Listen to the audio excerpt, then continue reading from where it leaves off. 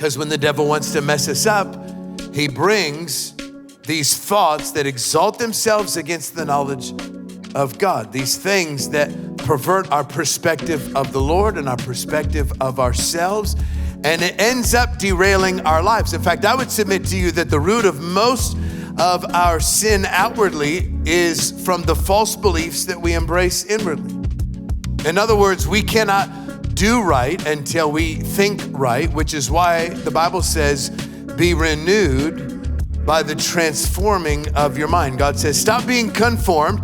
That's pressure from the outside in to the standard of this world. The world tells you from the outside what the appearance should look like, but be transformed. That's changed from the inside out by the renewing of your mind. God's gonna change you into a totally new person just by changing your perspective of Him and of yourself. That's what spiritual warfare genuinely is. So now that we recognize that we're in a fight, we have to understand kind of what's happening. Go back to the text, verse 4. The weapons that we fight with are not the weapons of the world, right?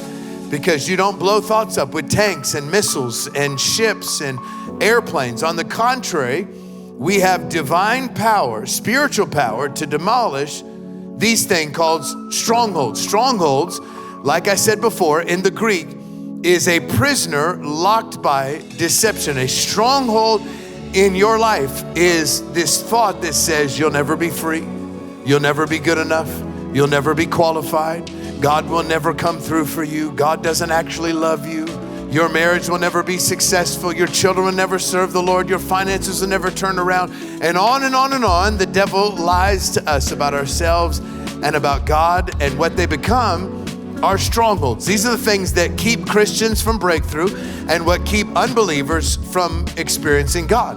In fact, if people could see who God really was, then they would always want Him.